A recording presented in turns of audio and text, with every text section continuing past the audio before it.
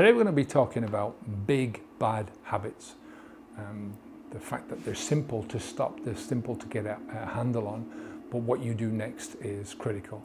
Now, most bad habits involve a single change, right? Getting rid of a bad habit involves just one simple change that you make. You stop doing one thing, you stop putting one thing into your body generally, and it cannot be any simpler than that, right? It's about as simple as taking out the trash, right? Pulling up a weed. It's as simple as moving a chair from one side of the room to another. You know exactly what you have to do. There is no wiggle room in this. There's no black and white. You say, in order to stop drinking alcohol, I have to stop putting the stuff into my mouth. In order to stop smoking, I have to stop putting the fag into my mouth, lighting up and inhaling it, right?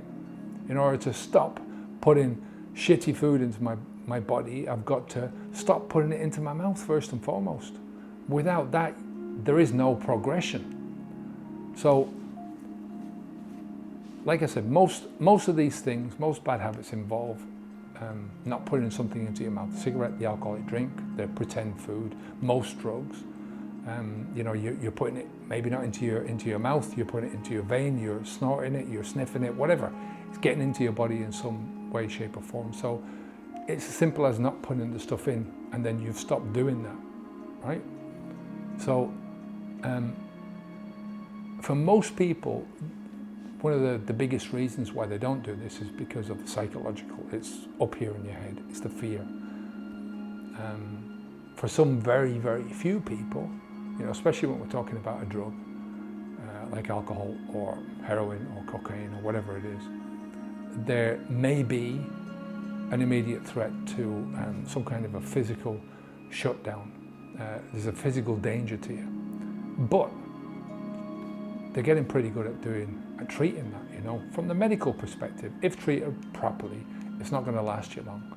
And then we're back to the psychological again. So, once you've got over that initial, with alcohol, it's the shakes and the DTs, and they call it, they have a lot of different names for it, but most of those names are bullshit, right? It's your body is fighting against you stopping doing this straight away, but this happens in very, very few cases.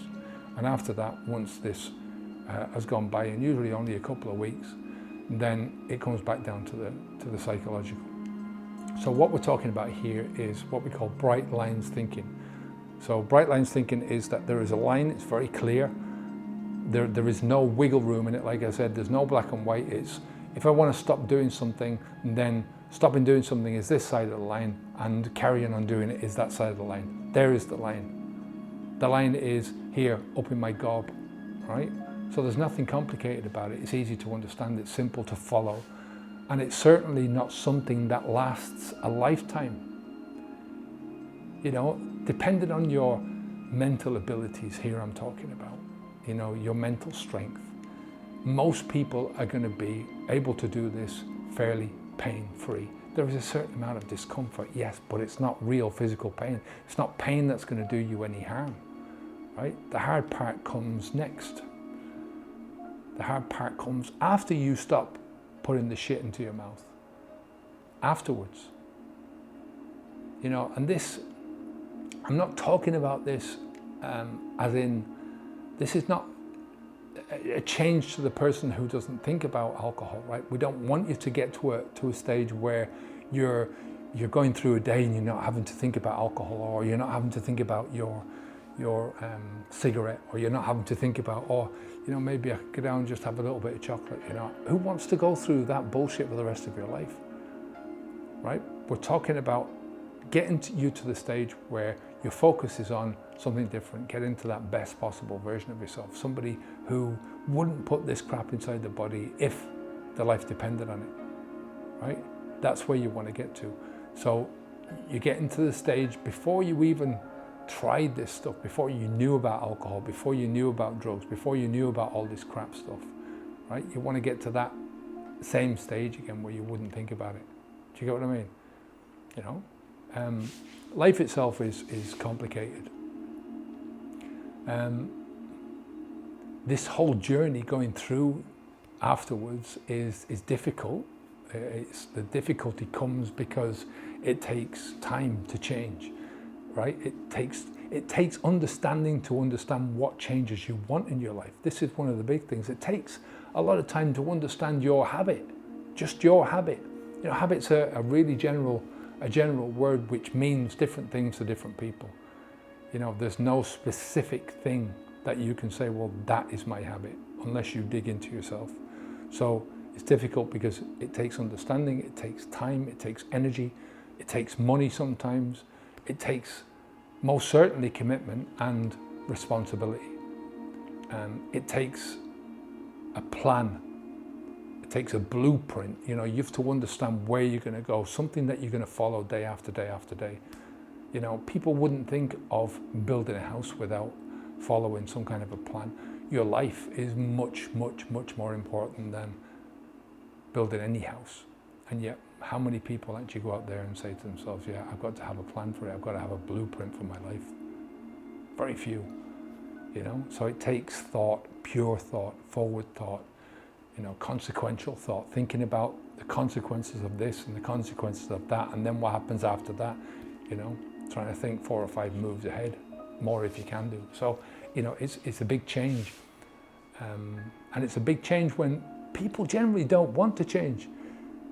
You know, most of the time when people even think about changing, they're reacting to a certain pain in their lives. Right? I didn't want to change. You know, I didn't want to change the way I thought. I wanted to live the same life that I was living, but I was getting so much pain from drinking that, you know, it was just bad. I had to change. I had no choice.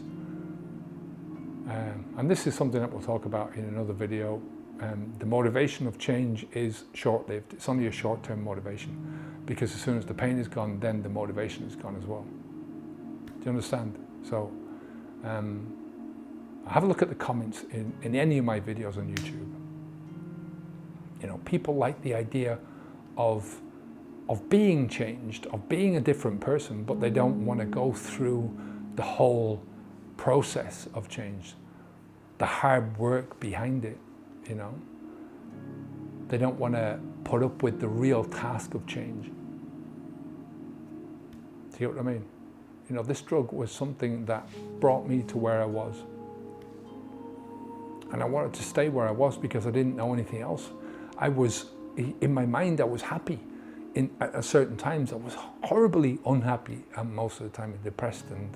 But that thinking, you get used to being comfortable in an uncomfortable, horrible situation. You know, in truth, I was frightened of change. Most people are. You know, how was I going to become somebody different? Who was I going to become? Who were the people around me going to become? How was my change going to affect other people? There's just too many unknowns, and human beings are afraid of unknowns. So when I changed, when I stopped drinking alcohol, I was forced into it, almost kicking and screaming. And it was only because I had a real big motivation that I thought I was being something that I prided myself on deep down. You know, part of my core self was, I'm a great dad. I always wanted to be a great dad, but that one thing, that alcohol drinking, and the way I thought about that relationship with my son, that screwed up with that idea. So that was the biggest pain, and the psychological pain, and that wasn't disappearing overnight. So that was something that kept me going for a long time, you know. But like I said, we're going to have one of these videos every week. It's going to be a series on what to do afterwards, some of the things to focus on afterwards. As I'll say at the end of each one of these videos, we've got a program called habitsv2.com. If you want immediate help to change, you know, that's step-by-step change. You know, somebody there to help you. We've got a community of people who are like-minded, who are always trying to move forwards in their own way, in a really positive way. We've got one-on-ones sessions with me. You know, come and have a chat. We've got group sessions. We've got a full year of Stop Drinking Alcohol course, and we've also got a new habits course coming, another full year, so it's a second year if you want to do that. My philosophy, look, is not for everyone. It takes balls to grab hold of life like this and just say to yourself, I'm not putting up with this anymore. I'm not putting up with having a crutch in my life. I don't need that crutch anymore, because I want to live my life. Because for me, the alternative to stopping doing what I was doing was much worse, much worse. To take the life that you have and to waste it. So in the next video, I'm going to be talking about where are you going, right? And the one after that, we're going to be talking about where you're going to be when you get there. So that's two videos combined into one. I think I'm going to do that. The video after that is who you're going to be. It's a different thing, where you're going to be and who's that person that you want to be. And this series is going to be about some of the ways of getting to the place where you want to be, to the person that you want to be, living the life that you want to live. And I'll leave you for today with just one thought. There are 2 C's in life, right? Choices and consequences. And you've got to figure out those things for yourself. You've got to figure out your own choices, and you've got to put up with your own consequences to that choice, right? So you just have to hope that when you make mistakes, and we're all going to make mistakes in this journey, right? You've just got to hope that the lessons that you learn are not too expensive. Because I'm telling you now, the lessons that I learned afterwards, and it's partially regret with my life looking backwards, and I wish I'd have done this, but I'm so happy I did it when I did stop drinking. But it's an expensive lesson, 30 years plus drinking. So whenever you can learn something on the cheap, right, that's not costing you too much to learn it, take advantage of it. There's no such thing as free in this life. There is always a price. Somebody always has to pay the price, or you have to pay the price, whether it's in money or in time. Mostly it's going to be in time. We're all trying to save the pennies and stuff like that, but at the end of the day, the time you can't get back. Right, I'm going. I've got things to do. I'm glad you've at least listened to the end of this, because it shows that you're thinking straight, and that you care enough for that. So I'll leave it there for today. What does the V stand for in habitsv2.com? Well, today we're talking about value. So how much do you value yourself? How much do you value your life? What are your values in this life? How much do you value yourself enough to build up your own values and to reassess the values that you have? Do your values align with who you are, or where you want to go, where you want to be in life? How much do you value your body? How much do you value your time? Right? Since I stopped putting this shit in my body, and I'm telling you, right, I stopped the cigarettes first, then I stopped the alcohol, and then I moved on to the crap foods. Right? So a lot of shit there, that I stopped putting inside myself. My time has become super valuable to me. Everyone's got a certain amount of time in life, right? You don't know how long you've got. Life is short, but the older you get, the shorter it gets. So you have to become more and more and more aware of how you're spending your time. I always thought I didn't suffer fools gladly until I stopped drinking alcohol, and then I knew how many fools I had actually been suffering while I was drinking. All the fools that I'd been listening to in bars, and all the other drinkers that I've been listening to. And at the end of the day, I had to understand how much of a fool I'd been myself.